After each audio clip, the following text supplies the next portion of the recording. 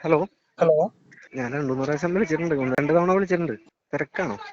ഞാന് കുറച്ച് തിരക്കിലാ. ഒരു ചെറിയൊരു കാര്യം ചെയ്തുകൊണ്ടിരിക്കുക. അത്യാവശ്യമാണെങ്കിൽ നമുക്ക് സംസാരിക്കാം, അല്ലെങ്കിൽ പിന്നെ അത്യാവശ്യമാണോന്ന് ചോദിച്ചാല് ശരിക്കും എനിക്ക് അത്യാവശ്യം വരുന്നു. പറയ്. അതായത് 3 കുട്ടികളും ഭാര്യയൊക്കെ ആയിട്ട് വളരെ സ്വസ്ഥമായിട്ട് ജീവിച്ചുകൊണ്ടിരിക്കുന്ന അതിന്റെ ഇടയിലാണ് ഒരു 5 മാസത്തിന് മുമ്പാണ് ഞാനിത് കേൾക്കാനൊക്കെ തുടങ്ങിയത്. ഉം, 5 മാസത്തിന് ഞാൻ മുമ്പ് വിളിച്ചിട്ടുണ്ട്, അത് പറഞ്ഞിട്ടൊക്കെ ഉണ്ടെങ്കിലും ഞാൻ ഉം, പറയണതാണ്. ഉം, ഫോളോയിങ് മുസ്ലിം ആയിരുന്നു ഒരു ഉം, 2 കൊല്ലം, ഉം, ഒരു കൊല്ലം മുമ്പ് വരെ. ഉം, ഒരു 5 മാസമായിട്ട് ഞാൻ തീരെ വിട്ടു. ഉം, തീരെ വിട്ടെന്ന് വെച്ചാൽ എനിക്ക് വളരെ അധികം ബോധ്യമായതിന്റെ അടിസ്ഥാനത്തിൽ ഉം, ഇത് ശരിയല്ല എന്ന് തോന്നിയത് കൊണ്ട് ഞാൻ വിട്ടതാണ്. വിട്ടത് കൊണ്ട് ഞാൻ എൻ്റെ ഉമ്മക്ക് 64 വയസ്സായി. ഉം, ഉമ്മാന്റെ അടുത്ത് പറഞ്ഞു, കാരണം ഉമ്മക്ക് തൗഹീദ് പഠിപ്പിച്ചു കൊടുത്ത ആള് ഞാനാ. ഉം, തൗഹീദ് പഠിപ്പിച്ച് നമസ്കാരം തുടങ്ങിപ്പിച്ചതിന്റെ ആള് ഞാനായതുകൊണ്ട് ഉമ്മാനോട് ഞാൻ പറഞ്ഞു, ഇന്ന വിഷയങ്ങള് നമ്മുടെ കിതാബില് കാണുന്നുണ്ട്, ഉം, അതുകൊണ്ട് ഇതാണ് കാര്യങ്ങള് ഉം, എന്ന് പറഞ്ഞപ്പോൾ ഉമ്മക്ക് പെട്ടെന്ന് അക്സെപ്റ്റ് ചെയ്യാൻ പറ്റിയില്ലെങ്കിലും ഉമ്മ ഞാൻ പ്രതീക്ഷിച്ചതിനേക്കാൾ അപ്പുറത്തായിട്ട് അക്സെപ്റ്റ് ചെയ്തു. ഉം, ഉമ്മ നമസ്കാരം നിർത്തി. ഉം, അനിയന്റെ കൂടെയാണ് ഉമ്മ താമസം. ഉം, അനിയൻ ഇത് അറിഞ്ഞു കഴിഞ്ഞപ്പോൾ ഉമ്മാന്റെ അടുത്ത് സംസാരിക്കാതെ. ഉം, അനിയൻ ഒരു ഫോളോയിങ് മുസ്ലിമേ അല്ല. ആ, വളരെ നൈസായിട്ട് ആ, സംസാരമൊക്കെ കുറഞ്ഞു കഴിഞ്ഞപ്പോ ഉമ്മാക്ക് ഒരു മാനസിക വിഷമം വന്നപ്പോ ഉമ്മ എന്നെ വിളിച്ചു. ഞാൻ പറഞ്ഞു എന്റെ പുറത്തേക്ക് പോരുമെന്നും പറഞ്ഞ് ഞാൻ എന്റെ അടുത്തേക്ക് കൊണ്ടുപോകും. ആ, കുടുംബത്തില് ഇത് ഞാനിത് ഈ പറയണ പോലെ കേൾക്കണ്, കാണണ്, വായിക്കണ്, ഇതൊക്കെ കഴിഞ്ഞപ്പോ എന്താണ് ഏതാണെന്ന് പറയുമ്പോൾ ഞാൻ ഇപ്പൊ വീട്ടിലും പറയേണ്ടി വരുമല്ലോ.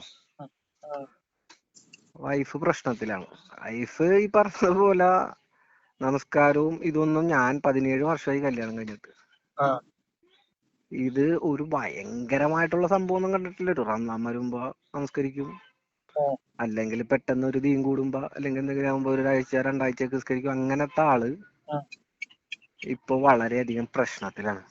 ആ. എന്താണ് ചെയ്യണ്ടെന്ന് എനിക്കറിയില്ല. കാരണം ആ. ഈ ഇതാണ് ഈ അള്ളയില്ല. വിളിച്ച സമയത്ത് ഞാൻ പറഞ്ഞിരുന്നു. കാരണം ഇത് എവിടുന്ന് എങ്ങനെയാ ആരൊക്കെ എങ്ങനെയൊക്കെ റിയാക്ട് ചെയ്യുന്നത് നമുക്ക് ഒട്ടും പ്രഡിക്റ്റ് ചെയ്യാൻ പറ്റില്ല. ഉം, അപ്പൊ ഉം. അത് എല്ലാ കാര്യങ്ങളും അതിന്റെ വരുംവരായികൾ അറിഞ്ഞിട്ട് വേണം നമ്മൾ എത്ര അടുപ്പുള്ള ആളുകളോടും ഇതിനെ കുറിച്ചൊക്കെ സംസാരിക്കാൻ ഞാൻ പറഞ്ഞിരുന്നാണ് എന്റെ ഓർമ്മ. അതെ, ശരിയല്ലേ? അതെ. ഇത് ഇങ്ങനെയാണ്. ഇത് നമ്മൾ പ്രതീക്ഷിക്കാത്ത ആളുകളുടെ ഭാഗത്ത് നിന്ന് നമ്മൾ പ്രതീക്ഷിക്കാത്ത തരത്തിലുള്ള റിയാക്ഷൻസ് ആണ് ഉണ്ടാവുക. ഉം, അപ്പൊ അത് നമുക്ക് ഏകദേശം ഒരു ധാരണ ഉണ്ടാവണം നമ്മൾ എന്തൊക്കെ കാര്യങ്ങളാണ് ഫേസ് ചെയ്യാൻ പോകുന്നത് എന്നുള്ളതിനെ കുറിച്ച്. ഉം.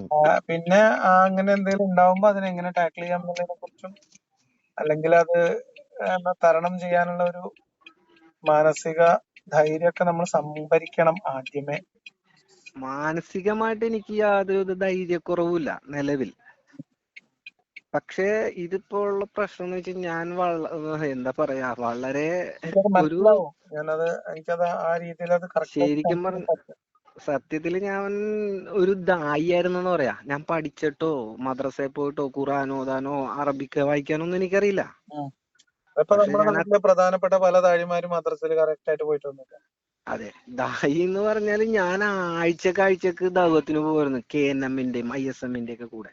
ഉം, ഉം, കൊച്ചിയില് എനിക്കറിയില്ല, നിങ്ങൾക്ക് കൊച്ചിയുമായി ബന്ധപ്പെട്ട് അതിന്റെ സെറ്റപ്പ്, അവിടുത്തെ നമ്മളുടെ ഈ പറയുന്ന സംഘടനന്റെ ശക്തി ഉം, ഉം, വളരെ എന്താ പറയണ, പണ്ഡിതന്മാരെല്ലാം വളരെയധികം സ്ട്രോങ് ആയിട്ട് അറിയപ്പെടുന്ന കൊച്ചിയുമായി ബന്ധപ്പെട്ട് ഈ പറയുന്ന പണ്ഡിതന്മാരൊക്കെ എന്നായിട്ടും പേഴ്സണലി ബന്ധമുള്ള ആളുകളാ. വൈറ്റിലെ കേന്ദ്രീകരിച്ചുള്ളതാണോ പറയണേ? യെസ്, യെസ്, യെസ്, യെസ്, ആ, യെസ്. അനസ് മൗലവി, മുജാഹിദ് ബാലുശ്ശേരി ഇപ്പൊ അവിടെ ഇപ്പൊ ഇല്ലെങ്കിലും അവിടെ ഇല്ല. മുജാഹിദ് ബാലുശ്ശേരി മുതലാണ് ഞാൻ അവിടെ കുത്തുബക്ക് സ്ഥിരം പോവാൻ തുടങ്ങിയത്. പിന്നെ അനസ് മൗലവിന്റെ പുറകേല് നമ്മളുടെ എന്താ പറയണ അരൂര്, ചന്ദ്രൂര്, അങ്ങനെ അനസ് മൗലവി ഏത് പള്ളിയിലാണോ കുത്തുബ പറയണത് അവിടെയാണ് നമ്മള്. ആ, ആ, ഞാൻ മാത്രമല്ല, എന്റെ കൂടെ കുറെ സുഹൃത്തുക്കളും ഞാൻ എല്ലാരെയും വിളിച്ചുകൊണ്ട് പോകുമ്പോ ഇത് കേൾക്കണ, ലാസ്റ്റ് നരകത്തിൽ പോരുത്, ഖബറിലെ ശിക്ഷയുണ്ട്, മറ്റേത് മറിച്ചതെന്നൊക്കെ പറഞ്ഞ് ഞാൻ വിളിച്ചോണ്ട് പോയ ആളുകള് ആ, അവരോടൊക്കെ എനിക്ക് പറയേണ്ടി വന്നു. കാരണം ഇത് ഇന്ന പോലെയാണ് ഇതിന്റെ വിഷയം. കാരണം ഞാൻ എന്റെ ചെറുപ്പം മുതൽ ഒരു 10-18 വയസ്സ് മുതൽ തുടങ്ങിയ പരിപാടിയാണിത്. ഉം. ആ സമയത്ത് എനിക്കിത് വളരെയധികം തൃപ്തിയായി, ഇത് ശരിയാണെന്ന് തോന്നിയിട്ടാണ് ഞാൻ ഉം. എനിക്ക് ഒരുപാട് ഹിന്ദു ക്രിസ്ത്യൻ സുഹൃത്തുക്കളൊക്കെ ഉള്ളടത്ത് ബൈബിള് പഠിക്കുകയും അറിയാലോ മറ്റേ നമ്മുടെ ദൈവത്തിന്റെ ക്ലാസ്സുകൾ, വർക്ക്ഷോപ്പുകൾ, എങ്ങനെയാണ് ഒരാളോട് ഇടപെടേണ്ടത്, പഠിപ്പിക്കേണ്ടത്, പറയേണ്ടത്, ഇതെല്ലാം നമ്മൾ വെച്ചുകൊണ്ട് നമ്മൾ അവരോട് സംസാരിക്കും. സംസാരിക്കുമ്പോ ബൈബിളിലുള്ള ഇന്നത്, തൗഹീദ് ഇന്നത്, ഖുർആനിൽ ഇന്നതുണ്ട് എന്നെല്ലാം പറഞ്ഞു കൊടുത്തിരുന്ന ആളുകളുടെ അടുത്ത് നിന്ന് നമ്മൾക്ക് എന്താ പറയണ, അവര് ഈ പറഞ്ഞ പോലെ ഒന്നോ രണ്ടോ കാര്യങ്ങളൊക്കെ അനുസരിച്ചിട്ട് അള്ളാഹ്, നബി എന്നുള്ള സീൻ മാത്രമല്ലാതെ ഇതിന്റെ അകത്ത് എന്താണെന്നുള്ള ഡീപ് സ്റ്റഡി നടത്താൻ തയ്യാറാകുന്നില്ല. ഇതിന്റെ അകത്തുള്ള സാധനം മനസ്സിലായി കഴിഞ്ഞപ്പോ എനിക്കാണെങ്കിൽ അഭിനയിക്കാനും പറ്റുള്ള സംഗതി ശരിയാണ്. നമ്മൾ ഈ പറഞ്ഞ പോലെ ഒരു വൈറ്റിലെ മുനാഫിക്കായി കേന്ദ്രീകരിച്ച് പിന്നെ ദൈവത്തിന് ഇറങ്ങിയിരുന്ന കുറെ ആളുകൾ ഈ പാതയിലോട്ട്, അല്ലെങ്കിൽ ഈ കാര്യങ്ങളൊക്കെ പിന്നീട് മനസ്സിലാക്കി തിരിച്ചു മീൻസ് വിശ്വാസം ഉപേക്ഷിച്ചതോ അല്ലെങ്കിൽ വിശ്വാസം വേറൊരു തരത്തിലേക്ക് വകമാറിപ്പോയതൊക്കെ ആയിട്ടുള്ള ഒരുപാട് പേരെ എനിക്കറിയാം. ഇതിപ്പോ എന്റെ നിലവിലെ പ്രോബ്ലം എന്താന്ന് വെച്ചാല്, ഞാൻ അത്യാവശ്യം പള്ളിയുമായൊക്കെ ബന്ധപ്പെട്ട് നടന്നിരുന്ന ആളായത് കൊണ്ട് പള്ളിയിൽ കാണുന്നില്ല. അവരെന്നെ അന്വേഷിച്ച് പുറകിൽ വരുന്നുണ്ട്. ഇപ്പോഴും എങ്കിലും ഞാൻ സലഫി ആശയധാരയിലാണോ അവസാനം ഉണ്ടായിരുന്നത്? സലഫിയില് എനിക്ക് മനസ്സിലായില്ല, ചോദ്യം മനസ്സിലായില്ല. ഈ മുജാഹിദ് ആശയവുമായി ബന്ധപ്പെട്ട, പള്ളിയുമായിട്ട് ബന്ധപ്പെട്ട കാര്യമാണോ പറയുന്നത് ചോദിക്കാം അവസാന അതെ ഘട്ടത്തിലൊക്കെ. അതെ അതെ അതെ അതെ അതെ അവർ ഫോളോ ചെയ്തിരുന്ന, എനിക്ക് പൂർണ്ണമായിട്ടും ബോധ്യമായത് ഇവര് പറയുന്നതാണ് ശരി എന്നാണ് എന്റെ കാഴ്ചപ്പാടില്. അതായത് KNM ഉണ്ട്, ISM ഉണ്ട്, അതുപോലെ ഇപ്പൊ വിസ്ഡം ആയിട്ടുണ്ടെങ്കിലും ഈ വിസ്ഡം മുറിയണതിന് മുമ്പ് ഞാൻ ഇതിലുണ്ട്. വിസ്ഡം മാറി ഇപ്പോ മുജാഹിദ് ബാലുശ്ശേരിയും ഈ TK അഷറഫും മറ്റേ CP സലീം ഒക്കെ ഒരുമിച്ച് നിൽക്കുന്ന സമയത്ത്, അതായത് KNM കൂടെ നിൽക്കുന്ന സമയത്ത് ഇവരുടെ പുറകിലുണ്ട് ഞാൻ. ഈ പുറകിലുണ്ട് എന്ന് പറയുമ്പോ അതിന് ശേഷമാണ് ഈ മുജാഹിദ് ബാലുശ്ശേരി മാറി. എനിക്ക് അംഗീകരിക്കാൻ പറ്റില്ല. കാരണം എന്ന് വെച്ചാല് നമ്മള് പറയുന്ന സാധനം നമ്മൾ അംഗീകരിക്കുന്ന ഒരു പണ്ഡിതൻ അതിനെ അഗെയിൻസ്റ്റ് പറയുന്നു.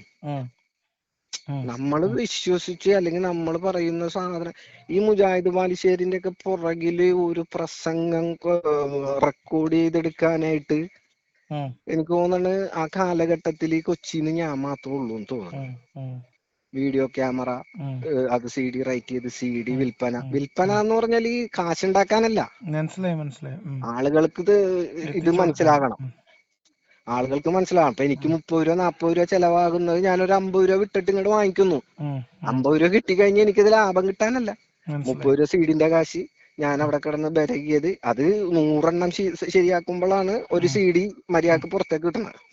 കുറെ റേറ്റ് അങ്ങനെയുള്ള അവസ്ഥയിൽ നിൽക്കുന്ന സമയത്താണ് ഇപ്പൊ ഈ പറഞ്ഞ മൊത്തം. ഇനിയിപ്പൊ എന്റെ ഒരു ചെറിയൊരു പ്രോബ്ലം എന്ന് വെച്ചാൽ, ഇത് മിക്കവാറും ഈ ഒരു ആശയത്തിലാണ് ഞാനെന്നുള്ളത് ഇന്നോ നാളെയോ കൊച്ചി അറിയൂന്ന് വെച്ചാല് അത് തുറന്ന് സമ്മതിക്കണോ അതല്ല അതിങ്ങനെ മൂടി വെക്കണോ എന്നുള്ളതാണ് എന്റെ ഒരു. അതാണ് ഞാൻ പറഞ്ഞത്. അത്തരം ആ കാര്യം നമ്മൾ എങ്ങനെ തീരുമാനിക്കണം എന്നുള്ളതാണ് ഞാൻ പറഞ്ഞത്. അത് നമ്മൾ എന്തിന്റെ അടിസ്ഥാനത്തിലാണ് തീരുമാനിക്കുക എന്നുള്ളതാണ് പ്രധാനപ്പെട്ട കാര്യം. എനിക്കാണെങ്കിൽ അഭിനയിക്കാൻ പറ്റുന്നില്ല, അതാണ് ഏറ്റവും വലിയ അതാണ് പ്രശ്നം. ഞാനൊക്കെ ഫേസ് ചെയ്ത ഒരു പ്രശ്നം. നമുക്ക് ഈ ആത്മാർത്ഥത കൂടുതലുള്ള ആളുകൾക്ക് ഈ പ്രശ്നം എല്ലാവർക്കും ഉണ്ട് കേട്ടോ. നമുക്ക് പിന്നെ അഭിനയിക്കാൻ പറ്റാത്തൊരു സിറ്റുവേഷൻ വരും. അതെ, അഭിനയിക്കാൻ പറ്റുള്ളന്ന് വെച്ചാൽ ഇപ്പൊ ഈ വലിയ പെരുന്നാളിന് പള്ളിയിൽ പോകണ്ടെന്ന് വെച്ച് നോമ്പ് പിടിച്ചില്ല. അതായത് ഞാൻ പറഞ്ഞില്ലേ, എനിക്ക് തോന്നുന്നത് ഡിസംബർ എപ്പോഴാണോ ഇത് നിങ്ങളുടേതാണോ ആദ്യം കേട്ടത്, ആരിഫിന്റേതാണോ ആദ്യം കേട്ടതെന്നൊന്നും എനിക്കറിയില്ല. ഇയാളെ വിളിച്ചു, ഒരു മിനിറ്റ് കേട്ടോ. ആളെ വിളിച്ചിട്ട്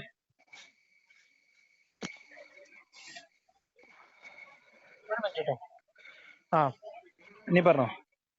ഞാനേ നിങ്ങളെയാണോ ആദ്യം കണ്ടത്, ആരിഫിന്റെ ആണോ ആദ്യം കണ്ടതെന്നൊന്നും എനിക്കറിയില്ല. പൊതുവിൽ എന്റെ ഒരു കാഴ്ചപ്പാട് നിരീശ്വരവാദികൾ തെറ്റാണ്. ജബ്ബാർ മാഷ് ലോക ഫ്രോഡാണ്. കാരണം ജബ്ബാർ മാഷിനായിട്ടുണ്ടായ ഒരു സംവാദം 4 കൊല്ലം മുമ്പോ 3 കൊല്ലം മുമ്പോ, മറ്റേ ആഴക്കടൽ സംവാദം. ഈ സംവാദം ഞാൻ അന്ന് കണ്ടിട്ട് എനിക്ക് മനസ്സിലായിട്ടില്ല. അന്ന് ഭയങ്കരമായിട്ട് ത്രസിച്ചു. അന്ന് ത്രസിച്ചെന്ന് മാത്രമല്ല, ഞാൻ ജബ്ബാർ മാഷിനെ പൊക്കി അടിച്ചില്ലേ എം എം അക്ബർ.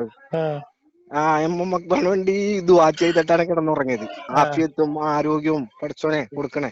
അന്ന് കേരളക്കരെ ആകെ പ്രാർത്ഥിച്ചു എന്നാ അറിഞ്ഞത്. അതെ. ആ. ഈ സമയത്ത് ഇതിന് ശേഷം ഞാനത് രണ്ടാമത് കണ്ടപ്പോ നമ്മളെ ബാംഗ്ലൂർ ഡേയ്സിലെ കത്ത് വായിക്കണ പോലെ ആയിപ്പോയി. ഉം. കിഡിങ്ങിപ്പോയി ഞാൻ. അതും മാത്രമല്ല, ഏറ്റവുമായിട്ട് വേറൊരു സാധനമുണ്ട് യൂട്യൂബിൽ, അൽ ഫുർഖാൻ. എനിക്കറിയാം. ചരിത്രം അദ്ദേഹത്തിന്റെ പറയണ പേരോ, യെസ്, അദ്ദേഹത്തിന്റെ പേരോ എനിക്ക് തോന്നുന്നു നിങ്ങൾ ഈ മറ്റേ പേരുണ്ടല്ലോ. ബുക്ക് പേരെ പോലെ എനിക്കറിയില്ല പേര് അദ്ദേഹത്തിന്റെ. ഡിസ്ക്രിപ്ഷനിൽ എന്തോ എഴുതി കണ്ടിട്ടുണ്ട്. എനിക്ക് പേര് ഓർമ്മയില്ല.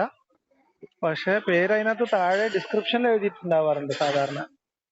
പേരും ഒന്നും കണ്ടിട്ടില്ല. പക്ഷെ ഞാൻ വളരെയധികം എന്താ പറയണ, അത് കേട്ട് കണ്ടിട്ട് 8 മണിക്കൂർ 7.5 മണിക്കൂറൊക്കെയാണ് പുള്ളിയുടെ പ്രസംഗം. ബദർ, ചരിത്രം, ഉം.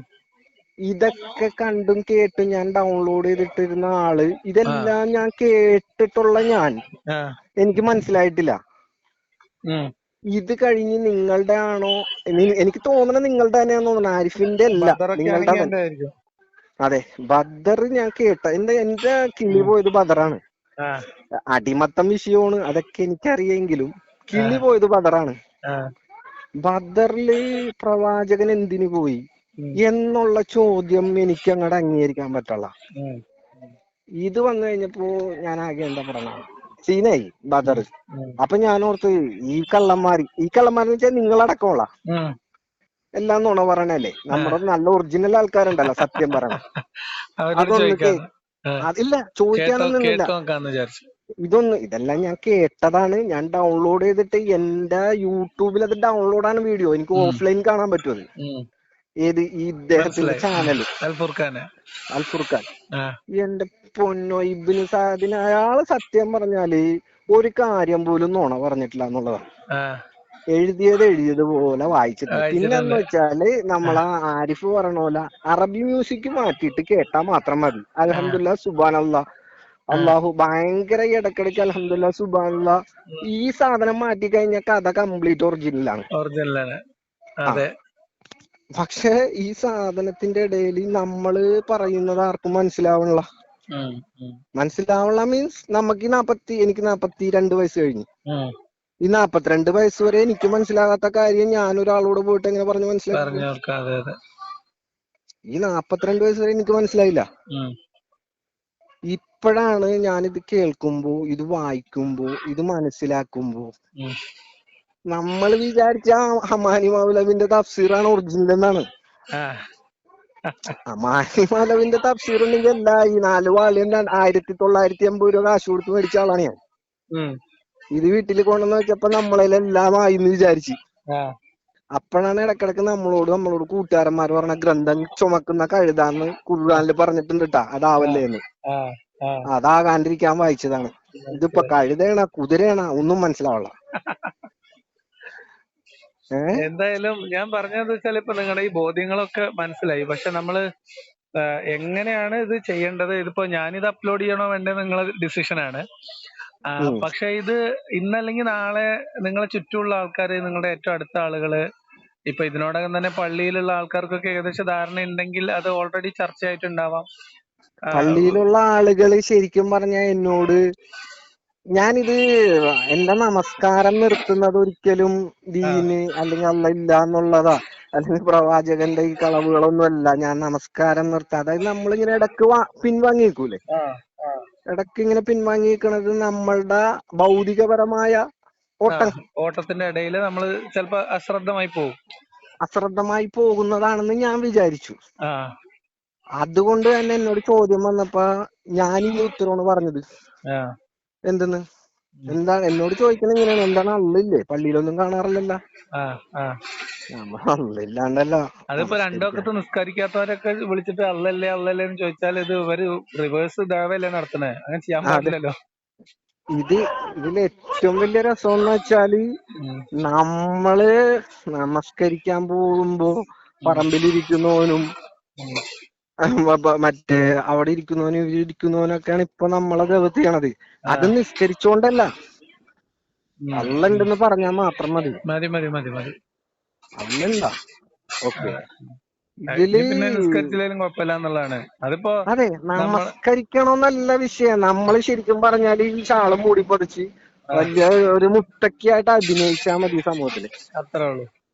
ആ മുത്തക്കിയായിട്ട് അഭിനയിക്കുമ്പോ ആളുകൾക്ക് ശരിക്കും ആ നമ്മൾ വേഷം കെട്ടുണ്ടെങ്കിൽ പിന്നെ എന്തോ ആവാം എന്നുള്ളതാണ്. അല്ലടണത് മാർക്കിടുന്ന ആൾക്കാര് നമ്മുടെ സമൂഹത്തിൽ ചുറ്റുമുണ്ട്. ഉം. പോയിന്റിന് മലക്കുകളെ ഏർപ്പാടാക്കിയെന്ന് പറഞ്ഞ വെറുതെയാണ്. മലക്കുകളെല്ലാം ഏർപ്പാടാക്കിയേക്കണം. ഇവര് തന്നെ തമ്മിൽ പോയിന്റ് ഇടുന്ന ആൾക്കാരാണ്. അതെ.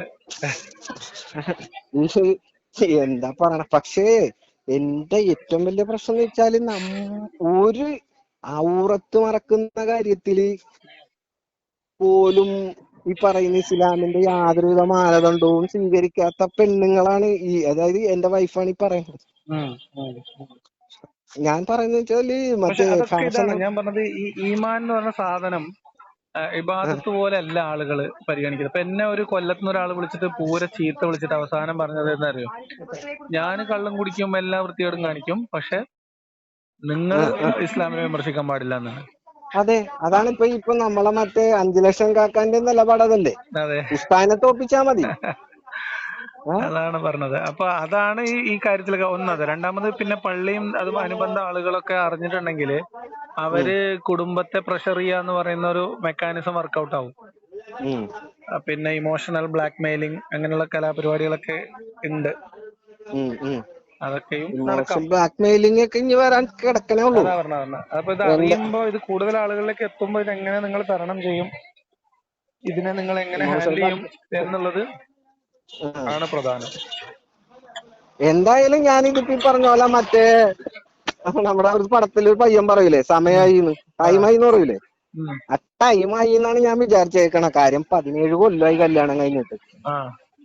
ഈ 17 കൊല്ലത്ത് കഴിഞ്ഞിട്ട് ഇപ്പൊ ഞാൻ നിക്കണ 43-ാമത്തെ വയസ്സില് നമ്മൾക്ക് നമ്മളെ നിലപാട് ഓപ്പണായിട്ട് സംസാരിക്കാൻ പറ്റിയില്ലെങ്കിൽ പിന്നെ നമ്മൾ എന്തിനാണ് മീൻസ് ഞാൻ പറഞ്ഞെന്ന് വെച്ചാല് ആരെയും തോപ്പിക്കാനല്ല, എന്റെ നിലപാട് എനിക്ക് പറ്റൂലേ. അത് അവര് മനസ്സിലാക്കേണ്ടതാണെന്നാണ് എന്റെ അഭിപ്രായം. അപ്പൊ ഇവരെന്നോട് ചോദിക്കണമെന്ന് വെച്ചാല് ഇവര് തിരിച്ചു ചോദിക്കുന്നുണ്ട്. അതായത് നിങ്ങൾ ദീനില് നിൽക്കുമ്പോ നമ്മളാണ് ഇങ്ങനെ മാറിപ്പോണെങ്കിൽ നിങ്ങള് എന്തായിരിക്കും, നിങ്ങ ഉപേക്ഷിക്കൂലേ എന്നാ ചോദ്യം. എനിക്ക് മനസ്സിലാവുള്ള അത് ഞാൻ എന്ത് പറയും അല്ലെങ്കിൽ ഞാൻ എന്ത് ചെയ്യുമായിരിക്കും എന്ന് എനിക്കറിയില്ല. പക്ഷെ പോലും പക്ഷെ അത് രണ്ടും വിരൽ ചൂണ്ടുന്നത് നമ്മള് മനുഷ്യബന്ധത്തില് എത്ര അടുത്ത ബന്ധത്തിനേക്കാൾ ഇപ്പം ഭാര്യ ഭർത്താവ് എന്ന് പറയുമ്പോൾ അതിനേക്കാൾ ഒരു അടുപ്പം ഉണ്ടാവുന്ന ബന്ധമില്ലല്ലോ. അപ്പൊ അവിടെ പോലും നമ്മള് ആ മനുഷ്യന്റെ മനസ്സുകൾക്ക് ഇടയിൽ പോലും അകലം സൃഷ്ടിക്കാൻ പറ്റുന്ന ഒരു വിശ്വാസം എന്ന് പറയുന്നത് വളരെ പ്രധാനമാണല്ലോ. ഇപ്പൊ എന്റെ ഒരു മനസ്സിലാക്കൽ എന്ന് പറഞ്ഞാൽ മനുഷ്യന്റെ ജീവിതത്തിന്റെ ലക്ഷ്യം എന്താണെന്നൊക്കെ ചോദിച്ചിട്ടൊരു ചോദ്യമില്ലേ. ശരിക്കും മനുഷ്യന്റെ ജീവിതത്തിന്റെ ലക്ഷ്യം എനിക്ക് മനസ്സിലായത് മനുഷ്യൻ ജീവിക്കുക, മരിക്കണവരെ. അതന്നെയാണ് എല്ലാ ജീവികളുടെ ജീവിതത്തിന്റെ ലക്ഷ്യം. അതാണ്, അത്രേ ഉള്ളൂ. അതിന്റെ ഇടയിൽ നമുക്ക് മാതാവുണ്ട്, പിതാവുണ്ട്, മക്കളുണ്ട്, ഭാര്യയുണ്ട്, സുഹൃത്തുക്കളുണ്ട്, സമൂഹമുണ്ട്. ഇവരോടൊക്കെ നല്ല നിലയിൽ ജീവിക്കുക, എല്ലാവരും സന്തോഷമായിട്ടിരിക്കുക, എല്ലാവരും സന്തോഷമായിട്ടിരിക്കാൻ കാരണമാവാൻ ശ്രമിക്കുക. ഇവര് സന്തോഷം ഉണ്ടാക്കാൻ ശ്രമിക്കുന്നത്, ഇവർക്കുള്ള സന്തോഷം എന്ന് പറഞ്ഞാൽ ഞാൻ എന്റെ ഈമാൻ എത്രത്തോളം ഉണ്ടെന്ന് അറിയുമ്പോഴാണ് മറ്റൊരാൾക്ക് സന്തോഷമാകുന്നത്. ഞാൻ പലപ്പോഴും ആലോചിച്ചിട്ടുണ്ട്. ഞാൻ പറയണേ ഇസ്ലാമിന്റെ വിശ്വാസത്തിലെ ഒരു പ്രശ്നം എന്താ വെച്ചാല് ഇസ്ലാം പറയണത് ഭക്തിയല്ല, ഭയഭക്തിയാണ്. അതെ, തീർച്ചയായിട്ടും ഭയമാണ് ഫസ്റ്റ്. ഭയഭക്തി ഭയങ്കര പ്രശ്നമാണ്. ഭയഭക്തി എന്ന് പറഞ്ഞാൽ അതിൽ മുന്നിൽ നിൽക്കുന്നത് ഭയമായിരിക്കും. അതിന്റെ ബാക്കിലാണ് ഈ ഭക്തി വരുന്നത്. അതെ, ഭയഭക്തിയിൽ അധിഷ്ഠിതമായിട്ട് ഒരാൾ ജീവിക്കുമ്പോൾ അയാൾക്ക് സന്തോഷം അറിയാൻ കഴിയില്ല. പിന്നെ അവര് സന്തോഷം അങ്ങനെ എന്താ പറയാ ആലോചിച്ചുണ്ടാക്കുന്ന സന്തോഷമായിരിക്കും. അതെ അതെ, എനിക്കിപ്പോ മനസ്സിലാവുള്ള എന്താണെന്ന്. ഒരു പരിപാടി എന്താ പദ്ധതി, എങ്ങനെ ചെയ്യും, എങ്ങനെ മുന്നോട്ടെടുക്കും? എന്തായാലും വീട്ടിലറിയിക്കട്ടെ എന്ന് തന്നെ ഞാൻ വിചാരിച്ചേക്കണം. വീട്ടിലറിയിച്ച് ഇവര് എന്നോട് ചോദിക്കട്ടെ. ഇവര് ചോദിക്കുമ്പോ എനിക്ക് പറയാനുള്ളത് പറയാലോ. എനിക്ക് ഉം. പറയാനുള്ളത് ഖുർആനും സുന്നത്തുമാണ്, വേറെ ഒന്നും പറയാനില്ലെന്ന് എനിക്ക്. അതെ. ഖുർആനിലും സുന്നത്തിലും വളരെ വ്യക്തമായിട്ട് എഴുതി വെച്ചിട്ടുണ്ട് ഉം. ഇത് പൊട്ടത്തരമാണ്. അതെ. വളരെ വ്യക്തമായിട്ട്, അതായത് ഏത് പൊട്ടനിക്കും വായിച്ചാൽ കിട്ടും. പിന്നെ ഇവര് പറയണ മറ്റേ മ്യൂസിക് ഓഫ് ആക്കണം, ഉം. അറബി മ്യൂസിക്കും ഉം. മറ്റേ മൂളിച്ചയൊക്കെ ഓഫ് ആക്കിയിട്ട് കേട്ടാൽ മാത്രം മതി, അതെ അതെ. അതുപോലെ വായിച്ചാലും മാത്രം മതി. ഇത് എന്താ വല്ലാത്ത പ്രഷർ എന്ന് വെച്ചാൽ വല്ലാത്ത പ്രഷർ. ശരിക്കും പറഞ്ഞാല് എന്തായാലും ആലോചിച്ച് തീരുമാനങ്ങൾ എടുത്ത് മുന്നോട്ട് പോകണം. അത് ഉം നമ്മള് അമിതാവേശത്തിലൊന്നും ചെയ്യണ്ട. പക്ഷെ എന്നാലും നമ്മള് ബോധ്യങ്ങളിൽ നിൽക്കാൻ പരമാവധി ശ്രമിക്കുക എന്നുള്ളത് തന്നെയാണ് ഇത്. ഉം അപ്പൊ അല്ല എന്തായാലും ഞാനിപ്പോ ഇത് ഇത് ഇനിയിപ്പോ പുറത്ത് വിടണോ വേണ്ടെന്ന് നീയാണ് തീരുമാനിക്കേണ്ടത്. നിന്റെ ഉം തീരുമാനം അനുസരിച്ച് ചെയ്യും. പുറത്തു വിടുന്നതുകൊണ്ട് എനിക്ക് കുഴപ്പമൊന്നുമില്ല. ആ പേര് ഞാൻ പറഞ്ഞിട്ടുണ്ടോന്ന് എനിക്കറിയില്ല, പേരുണ്ടെങ്കിൽ ഞാനത് കട്ട് ചെയ്തോളാം. ഒന്ന് മ്യൂട്ട് ചെയ്ത്. ഉം. കാരണം ഇത് ഓക്കെ. ആളുകൾ അറിയേണ്ടതാണ്. നമ്മളിപ്പോ എന്നെ സംബന്ധിച്ചിടത്തോളം ഒരു ഈ തരത്തിലല്ല. അവസ്ഥയിലൂടെ കടന്നു പോകുന്ന ആണും പെണ്ണും അനുഭവിക്കാൻ പോകുന്നത് ഇതായിരിക്കും എന്നുള്ളൊരു അതെ, അനുഭവം ആളുകൾ അറിയുന്നത് ഉണ്ട്. നല്ലത് തന്നെയാണ് ശരിക്കും. അല്ല, അത് മാത്രമല്ല, ഞാൻ എന്റെ ഒരു ഇത് പറയണെന്ന് വെച്ചാല് ഉം. എന്റെ കുടുംബത്തിന് രണ്ട് സൈഡിൽ നിന്നാണ്. ആ. എന്റെ ഭാര്യ, എന്റെ കുടുംബം. ഉം. ഉം. അതില് മനസ്സിലായി. ആകെ മാറ്റി നിർത്താൻ പറ്റുന്നത് ഉമ്മ മാത്രമാണ്. 63 വയസ്സായി ഉമ്മാനായിട്ട് ഞാൻ അലയനാണ്. ഉം. ഉം. ഉം. എവിടെ ഉം. നിർത്തും? കാര്യം ഈ പറയുന്ന കുടുംബക്കാരും മൊത്തം എല്ലാവർക്കും മതമുണ്ട്. അതെ. ആ മതമുള്ള ആളുകളുടെ അടുത്ത് ഈ പറയുന്ന നിസ്കരിച്ചുകൊണ്ടിരുന്നേച്ച ഉം. എല്ലാ കാര്യങ്ങളും ഇസ്ലാമികമായി ചെയ്തുകൊണ്ടിരുന്നേച്ച ഉമ്മ ഉം. പെട്ടെന്ന് ഒരു ദിവസം ഇതെല്ലാം നിർത്തണാണ്. ഉം. ചോദ്യം തന്നെയാണ്, ഇതെന്താ നിർത്തണെന്ന്. അപ്പൊ ഉമ്മ ഉം. തിരിച്ചു ചോദിച്ചു, നീ എന്താ നിസ്കരിക്കാത്ത? ഉം. നീ നിസ്കരിക്കുന്നില്ലല്ലോ, നീ നിസ്കരിക്കാൻ പോണ്ടേ? നീ നിസ്കരിച്ചിട്ടല്ലേ നീ എന്നോട് നിസ്കരിക്കണ്ടേ, ചോദിക്കാൻ പാടുള്ളൂ. നിസ്കരിക്കാൻ അതെ. പറയാനുള്ളു. ഉം. ലിമ തഖൂലൂന മാ ലാ ഉം. തഫ്അലൂനല്ലേ പറഞ്ഞു. ഉം. ഉം. ഇത് ഉമ്മ ചോദിച്ചവനോട്. ഉം. അപ്പൊ ഉമ്മനോട്, അതല്ല, ഞാൻ അള്ളില്ലാന്നൊന്നുമല്ലല്ലോ പറയണത്, ഉം. അള്ളില്ലാന്നല്ല പറയണത്, ഉമ്മിച്ചി നിസ്കരിക്കാത്ത അള്ളില്ല എന്ന് പറഞ്ഞല്ലേ. ഉം. അപ്പൊ ഉമ്മിച്ചി പറഞ്ഞു, മോനെ എനിക്ക് എന്റെ ബോധ്യത്തിൽ നിൽക്കാൻ പറ്റുള്ളൂ. ആ. മോന്റെ ബോധ്യത്തിൽ മോൻ നിൽക്കുന്നത് പോലെ എന്റെ ബോധ്യത്തിൽ എനിക്ക് നിൽക്കാൻ പറ്റുള്ളൂ. ഉം. എനിക്ക് ബോധ്യമായ കാര്യമാണ് ഞാൻ ഈ ചെയ്യണത്. ഉം.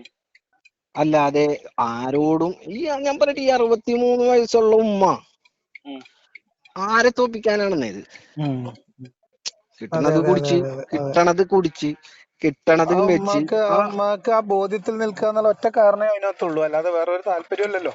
ഇല്ല, അത് മാത്രമല്ല, അത് ഉമ്മക്ക് നമ്മളെ മക്കളോട് മനസ്സിലാക്കാനുള്ള മൂള മറ്റവർക്ക് വേണം. അതാണ് ഈ പ്രശ്നം. അപ്പൊ ഈ മക്കളോട് സ്നേഹം കുറയോ? അതാ പറഞ്ഞത്, അതൊന്നും ഉണ്ടാവില്ലല്ലോ. കുറയൂല. പക്ഷെ ഉം. ഇത് മറിച്ചായി പോണെന്നാണ് ഞാൻ ആലോചിക്കണത്. ഉം. മക്കൾക്ക് മാതാപിതാക്കളോട് തന്നെ, ഉം. ഭാര്യക്ക് ഭർത്താവിനോട് തന്നെ, ഭർത്താവിന് അതായത് ബോധ്യപ്പെട്ടവൻ അവിടെ നിക്കണേണ്, ഉം. അവനോടാണ് ഈ പറയുന്ന സാധനങ്ങളെല്ലാം വരുന്നത്. അതെ അതെ അതെ. എന്റെ വാസ്തവത്തിൽ ജീവിതത്തിൽ ബോധ്യങ്ങളിൽ നിൽക്കുന്നവൻ എപ്പോഴും ഇരകളാക്കപ്പെടുകയാണ്. അവരവിടെ പലതരത്തിലുള്ള പ്രശ്നങ്ങൾ നേരിട്ടുകൊണ്ടിരിക്കുകയാണ്. അതെ, അതെ. അപ്പൊ എന്താ എന്തായാലും നമുക്ക് പറയണ, നോക്കാം. ഇത് ഇനിയിപ്പോ പബ്ലിഷ് ചെയ്താല് അതിന്റെ റിയാക്ഷൻ എങ്ങനെ ഉണ്ടാവുന്നും കൂടി ആലോചിച്ചിട്ട് ഒന്നുകൂടി വേണമെങ്കിൽ ആലോചിച്ചിട്ട് എന്നോട് പറ. പബ്ലിഷ് ചെയ്യണമെങ്കിൽ ചെയ്യാം, ചെയ്യണമെങ്കിൽ ചെയ്യണ്ട. ശരി ശരി ഓക്കെ. ശരി ശരി. ശരി. ഓക്കെ. ഓക്കെ.